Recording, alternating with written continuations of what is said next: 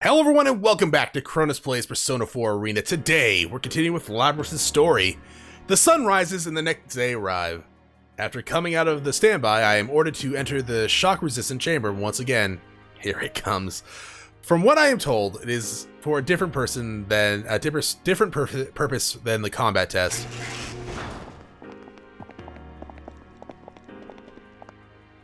Soon afterwards, the three researchers who supervised the feedback downloads appear. Sounds like it's decided.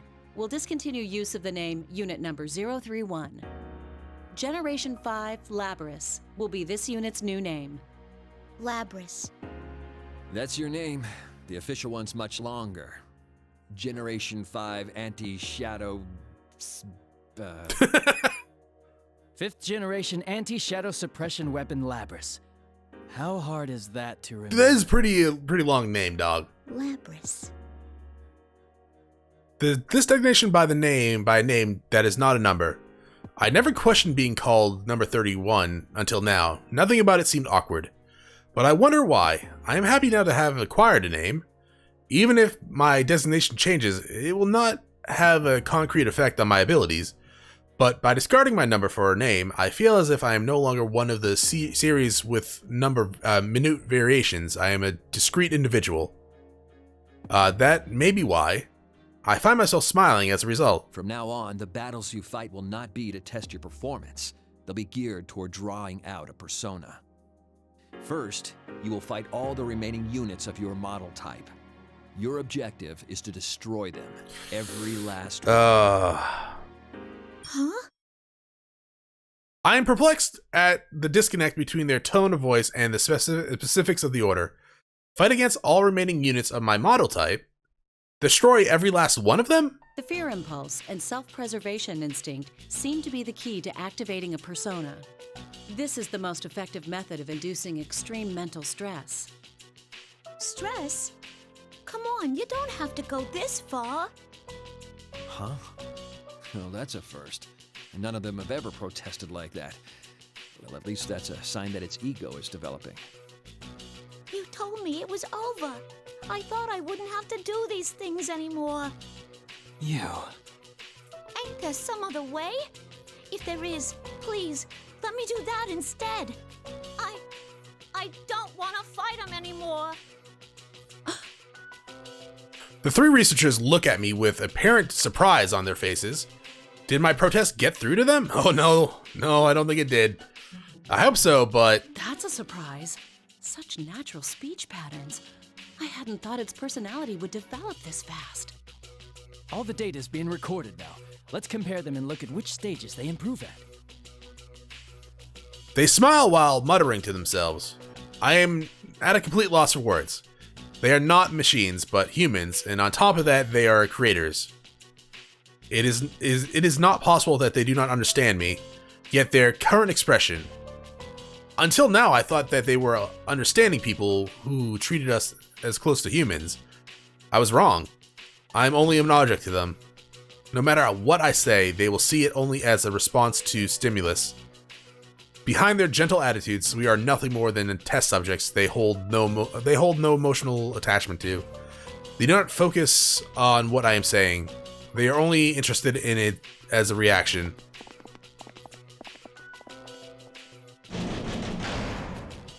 The researchers ignore my stunned silence and hastily leave the chamber. Their figures are hidden behind the hatch. Soon, with a terrible low-pitched sound, the hatch on the other side begins to open, where the opponents come through. I will be forced to fight again today, and in the days to come, I must continue to destroy my opponents each time. I cannot find the words I want to say. I slowly turn my head towards the hatch, but what I see there is what truly leaves me at a loss for words. No. The opponent emerging from the hatch is number 24. Shocking. There's no smile or sadness on her face. She is quietly standing there, expressionless. 24 steps into the chamber while gazing at my face. The hatch slowly closes behind her. No. Why? Even I do not know who the question is addressed to. Why is she here? Because she was ordered to. Do I Do I have to fight her now? It is not quite sinking in yet, but in a sharp tone I have never heard from her before, she tells me what I must do. Draw your weapon. I can't. If you don't fight, you'll lose. I will end up destroying you. Are you willing to accept that? Why? Why are you saying this stuff? 24 ignores my questions and reaches behind her back with her right hand. The multi-use weapon unit releases from her back. It becomes a greatsword in her hand. It is approximately 1.5 meters, as long as she is tall. Wait, what? How tall? Wait, isn't like a meter like 3 feet? So what is she, 4'5"? That's kind of small. It's alarming. I must be wrong on the meters thing. It is alarmingly wide and fitted with propulsion devices. It is difficult to process seeing the weapon pointed at me. If you fear being destroyed, if you have a heart capable of fear, then there's no need to hesitate. That alone gives you the right to attack me with all your strength. But doesn't the same go for you? I could not help but plead. 24 does not answer, but it appears that a very small smile forms on her You lips. said there was someone you wanted to meet. I can't fight you knowing that.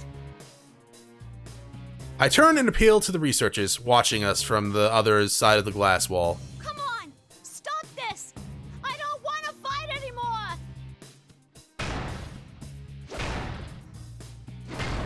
I press against the transparent glass and continuously strike it with my fists. Though my safety limiters are disabled, it must be coated with something. I cannot even scratch it. The researchers standing on the other side are completely expressionless. It is as if they are machines themselves. I beg and plead, but they do not respond. If only there wasn't this clear glass wall between us. I'm so frustrated. Why? I can hear 24 speak up weakly behind me. Only one of us can exit this chamber. Huh? They never told you, since you were strong enough, that battles never lasted very long. But that's the rule of this place. The only time the door leading beyond that transparent wall opens is when one of us is considered the invisible unable to walls. fight. From the start, this whole setup never took our feelings into account. I can say nothing. I can see from her words what atrocious battles were forced upon her. But talking like this is a waste of time. I can see I won't spur you into fighting with just words alone. As soon as she finishes, 24 leaps into the air, swinging her sword at me. I quickly jump back and barely dodge the attack. Her sword slashes the space where I had been at a speed that could have killed. The tip grazes the chamber floor. Red sparks fly. She is serious. It finally sinks in. I jump away to put distance between us. I don't intend to meekly accept my destruction. I have my own goal after all. Now, fight me. I have no choice but to fight. But a thought crosses my mind. In terms of basic combat strength, mine is probably higher. Using my usual tactics, I should be able to destroy her weapon and disable enough of her servos to prevent her from attacking. 24's ego is without a doubt more highly developed than mine. It must be of value to the researchers. If I can render her incapable of acting, I may be able to avoid the order to destroy her when she's down. I decide to bet on that possibility. I highly doubt that's gonna be something they want. I shift my priorities and fight back with all my strength. Oh, so yeah, I guess we're not actually gonna fight. I cannot do this empty-handed. I remove my own multifunction weapon from my back and shape it into a battle axe. Oh, I thought it was always just an axe. Can you shape it into different forms? It pains me to do this, but it is the only way. I repel 24's persistent sword strikes and go for a counterattack. I aim for the greatsword's clasp with my battle axe, and after a number of hits, it shatters. My next target is the transmission system for her shoulder and knee joints. In terms of output and movement itself, I detect various differences between us. Amongst those of my unit type, I awakened latest. Compared to 24, Not only my personality module, but my limbs as well have been upgraded to the latest versions. It is only a matter of time. 24 loses virtually all of her offensive capabilities and falls to the floor. As I planned, 24 is mostly undamaged apart from her weapon and motor functions. I immediately turn towards the researchers behind their invisible wall and raise my voice. Isn't this enough? She had that ego thing way before me. Destroying her won't do anyone any good. Come on, have a heart. But hearing this, the researchers only laugh. Their faces are as joyous as when they see results that surpass their expectations. Why? What in this situation could cause such joy? 24's body collapsed on the floor, suddenly begins to convulse. It goes still for a few seconds, though although it should not be able to move, it drags itself up. Huh? What the? Unpleasant metallic sounds are coming from all over her body. It indicates that she is undergoing unreasonable stress. Still, no expression appears on 24's face as her eyes are blank. It is a cold, doll-like void. It is similar to appearance to a newly activated unit. I know as soon as I look at her, she would never make such a face like this on her own. What did you do to her? It'll be coming at you with everything it has now. You better not hold back either. Number 024 had an excellent record against others of its model. Even you might have a hard time beating this one, Labrys. I unconsciously find myself biting my lip. We are weapons. In other words, we are tools. Of course there would be a means to issue orders remotely. I recall what the one researcher said. This is the most effective method of inducing extreme mental stress. In other words, the more strongly I desire 24 survival, the stronger my reaction will be when forced to destroy her. That is why they laughed. I can sense the strength draining from my shoulders. I don't think it's gonna happen, but I kind of want Labrys to go berserk after this and just kill everyone. There's nothing more I can attempt. All I can do is end her.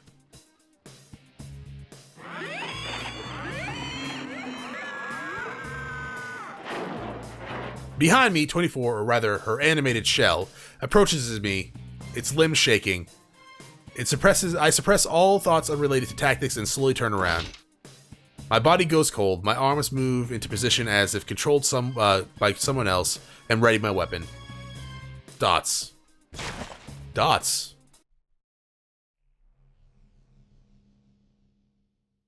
I still don't understand why they would give them tear ducts.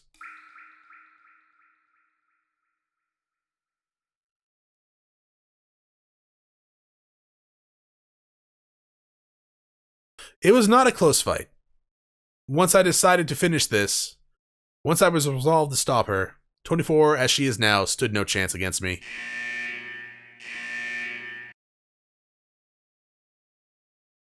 I fall to my knees next to 24. Her limbs have been shattered. She will never rise again.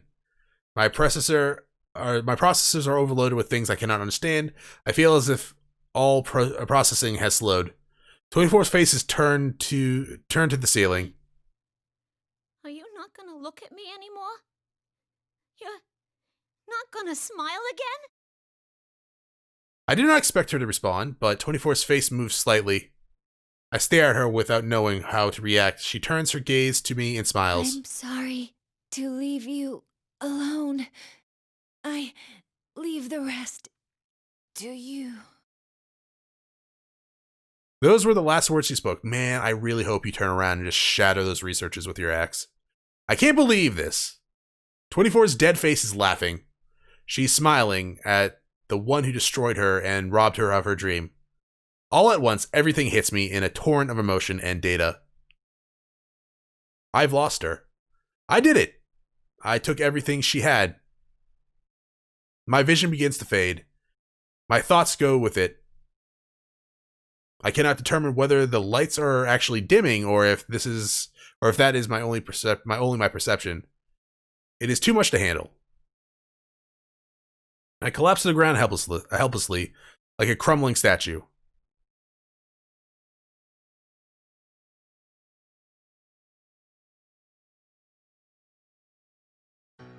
The next time I awaken, I am lying inside a cage. It seems I was carried out of the test chamber. The download of 24's feedback data is about to begin.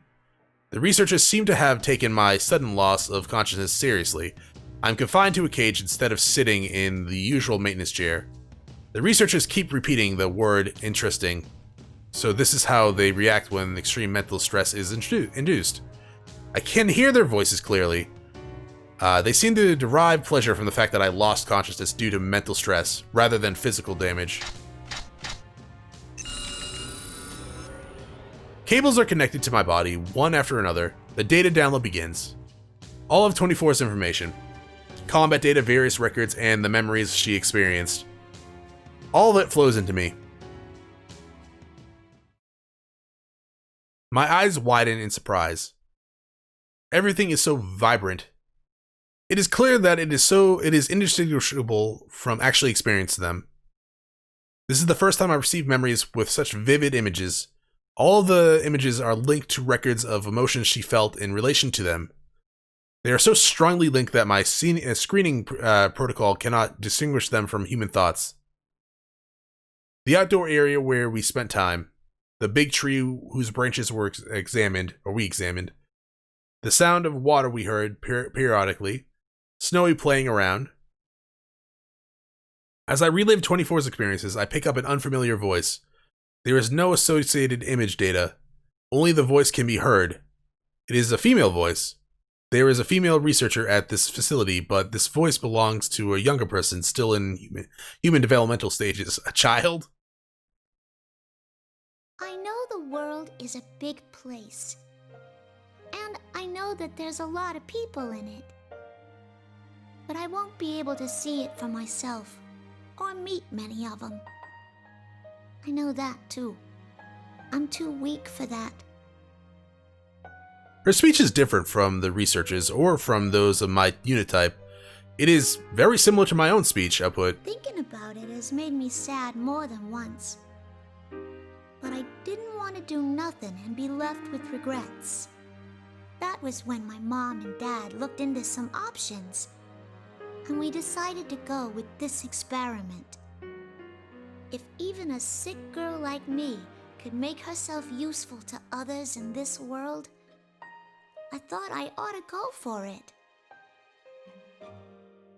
Who could this be? I know only that she is female. She is in a situation where her condition prevents her from moving freely. It seems that instead of lamenting that fact, she has decided to volunteer for an experiment of some kind. Where did 24 hear this voice? Did she know this person? I wish I could ask her, but that is no longer possible. At first, I kept wondering how much I could really contribute. But after hearing more and more about the program, I started to wonder about the others more than myself. Others. It is strange, but when I hear that, I feel 24's heart waver. Was she surprised? Perhaps, even if I feel something unexplainable. And yeah, my big wish is to make myself useful to this world. So clearly this is Labrys' voice actress. Which I don't think is just, coincidence, right? But the ones born from me. Is born the right word for it? Kind of embarrassing.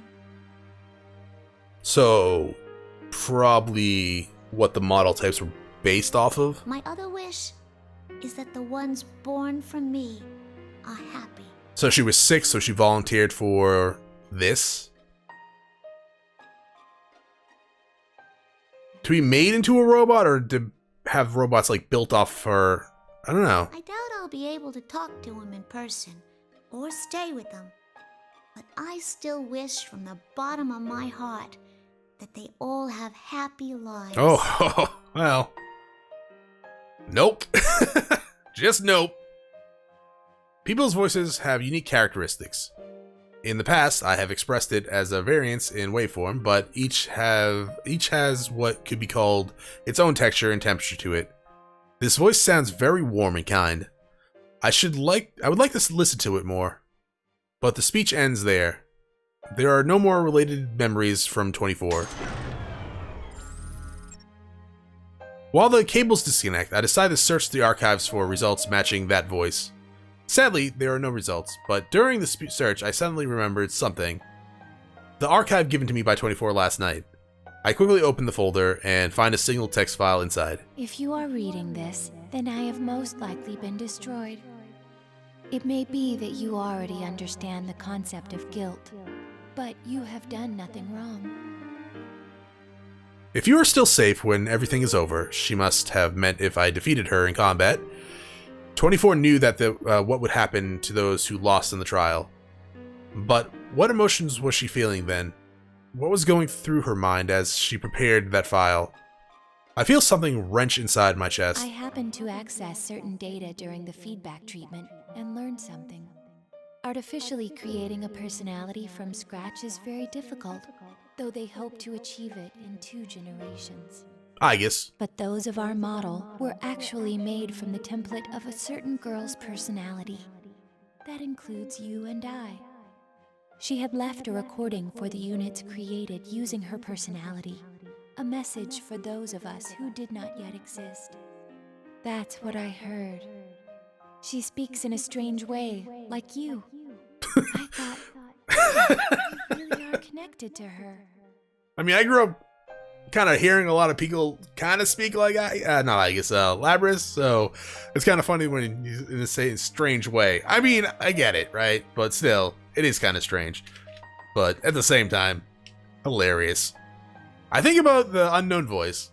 The experiment in the voice spoke of what related to our development after all. The owner of that voice was speaking to us. The one who gave birth to us loved us. When I understood that, I felt like my eyes were opened. Though my life was filled with suffering, my birth had meaning. I firmly believe that.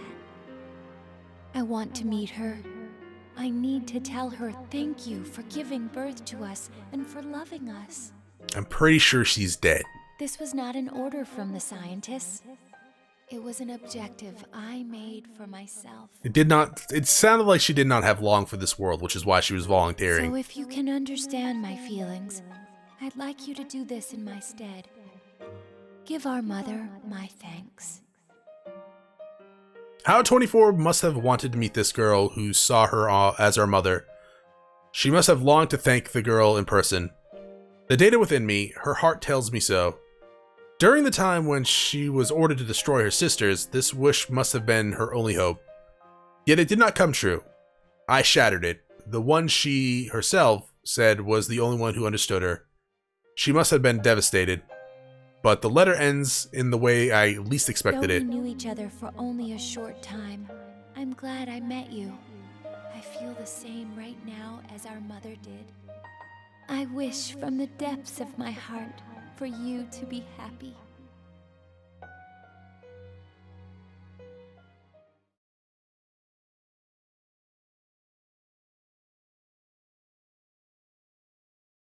This is a sad story.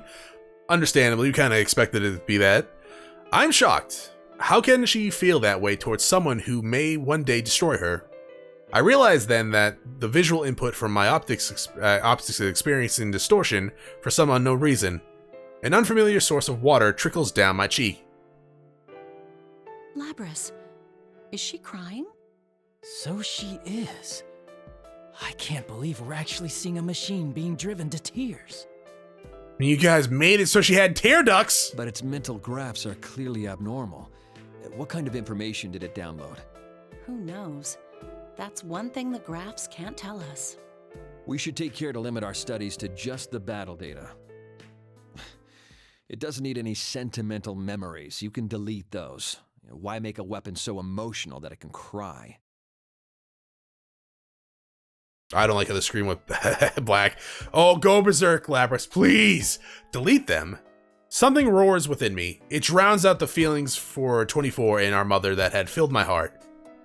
Delete! Like hell you're deleting my memories! Under no circumstances will I allow what 24 left me to be deleted for their convenience. I will not forgive this selfishness. We have been treated carelessly by the researchers in this laboratory. They gave us hearts, yet made us destroy those of our unit type as enemies. We killed our sisters at their command. If we refused, our desires were overwritten and we became their puppets. The wishes of the girl who desired our happiness were not taken into consideration. Now, even the few memories that 24, my sisters, and I have accumulated are about to be erased like trash. Though their aim is to develop our ego, they find it inconvenient for us to have real hearts. These feelings within me may be erased, perhaps even my heart itself. If that happens, will I resume killing my sisters without hesitation? What is least forgivable is that the proof that 24 had lived her last wishes will be permanently lost. My hands are squeezing into tight fists. They make a small grinding noise. The goal that 24 found for herself was left to me. I will carry it out as my own now. I will burn it into my heart as my goal. It is a duty I impose on myself gladly. Nothing will make me surrender it. It must be fought for. Oh, just kill them all, Labrys. Oh, just kill them all. Or rather, it must be protected, even if it means fighting. What the? Its emotions are spiking into the red. I've never seen anything like this. Hey, what's that warning? No. Labrys is in battle mode? Yes! What? That can't be. There aren't any enemies. Yes, there are. One's I here. see 3. I am able to release all my limiters despite being inside this cage.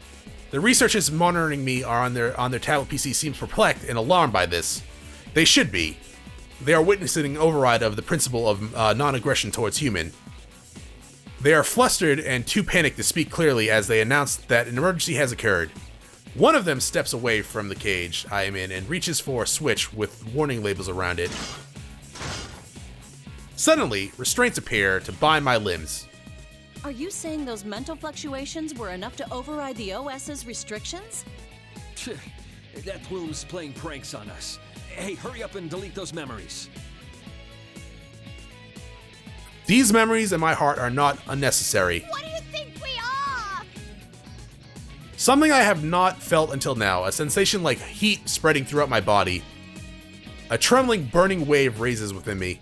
Soon afterwards, I realize that this is an emotion. There is a name for this feeling. It is anger. I reroute all my strength into my restrained limbs. The restraints are designed to withstand up to twice our calculated maximum output. Trying to escape this is therefore logically doomed to failure. Even so, I continue to muster my strength. Oh, I believe in you, Labrys. It is not because I judge it as a viable course of action. I am not merely executing an order. I am acting based on my emotions. It does not matter if the restraints can be destroyed or not. I wish to destroy them. The mental parts of both my limbs and restraints begin to creak. How's it doing that? There's no way those things are strong enough to break the restraints. It's outputting over 220% of its theoretical strength limit, even though its joint actuators are operating at only 70% capacity. Oh, sounds like we can go harder. That's not possible. That doesn't even make any sense. Welcome to science. What's driving this and thing? JRPGs. I'm not gonna let you take those memories. I made her a promise. The next moment, a rupturing sound like a small explosion shakes the entire room. The heavy metallic bands restraining my arms and legs shatter. I jump out of the cage and run towards the open door. No, kill the researchers! I must escape from— Kill the researchers! I have to get out of here and see the girl who loved us, though we were not yet created. To fulfill 24's wish, which has become mine. But when I enter the hallway connected to the outdoor area, I am met with barricades and heavy artillery. Oh, Mom, I haven't even got any projectile weapons. Oh yeah, I was gonna say, Agus has a lot. My sister units and I have never been equipped with firearms. I recall it being due to concerns over a unit's mentality affecting the accuracy of its aim. Instead, we were given short-range weaponry, a chain arm, and other implements in my case, but they are not sufficient to deal with the range of fire. However, I do have countermeasures. Grab these researchers and use them as shields. By using the flexibility in adapting to the situation of my developed mind, I dodge the complex projectiles trajectory and destroys the opposition. Eventually, I reach the end of the hallway and exit to the outdoor area. Oh, please, Snowy, don't die. Don't do it, Snowy. I have not seen this environment before. The trees are the same species as those that grow near the facility, but these specimens are much healthier. Where am I? The question did not cross my mind until now. Where am I? Where are we? I cannot use the GPS that should be installed in me. It seems the research facility blocks GPS signals outside of its walls. It is probably to prevent its location from being pinpointed. Is there anything in the environment that can help me determine my location? The blue sky that I am seeing for the first time is stunning, but irrelevant. Then I notice a periodic sound of liquid in the distance. Ah, that is the sound of the ocean. The answer came easily to mind. One of my sisters must have taken an interest in it and learned what it was. My sisters are helping to keep me alive now. When I think of it that way, a burning feeling rises from deep within my chest. But none of what I see in my surrounding is helpful. Is there anything else by which I can determine my location? Any landmarks or signposts? I scan my surroundings while running past. These trees obstructing my view, they are a unique species. They may be a hint. I view the tree's characteristics once more and run another search on them. I attempted this once already, but there is not much more data available to me now. Once again, results come easily. This variety of tree is known as a cedar. It is found in many habitats, but the cedars here are unique. The tree's shape and the age that it implies is so different that it is nearly a separate species. If this is because of the difference of the environment, it may be useful in determining my location. That's when an unfamiliar sound reaches my ear. The heavy rumble of what sounds like a motor. It seems that they have dispatched a vehicle to pursue me. I expected this. Their response was swift. It seems that they had measures in place in the event of one of us escaping. When the vehicle stops behind me, fully armed personnel pour out of it. They move to surround me from both the left and the right. It is an obvious response. No matter how much power I may have, I am alone. The optimal solution would be to overwhelm me with numbers. I try to shake them off by running faster. But soon afterwards, I reach the main gate of the laboratory, a high steel edifice. It is tightly sealed and a number of heavily armed guards are protecting it. I stop, there's nowhere else to go. Labrys, come back here. You're too useful a unit to destroy. You need to get back here to be regulated. That's your role in all this. Should have killed them. I cannot be destroyed here, but I cannot be captured either. They will surely delete my memories. They will take my desire and everything else that was given to me. What purpose is there in avoiding destruction then? The only option available are whether my wishes die with me, or whether it is stolen away. I'm gonna let you destroy me. And not just because I don't want to be destroyed.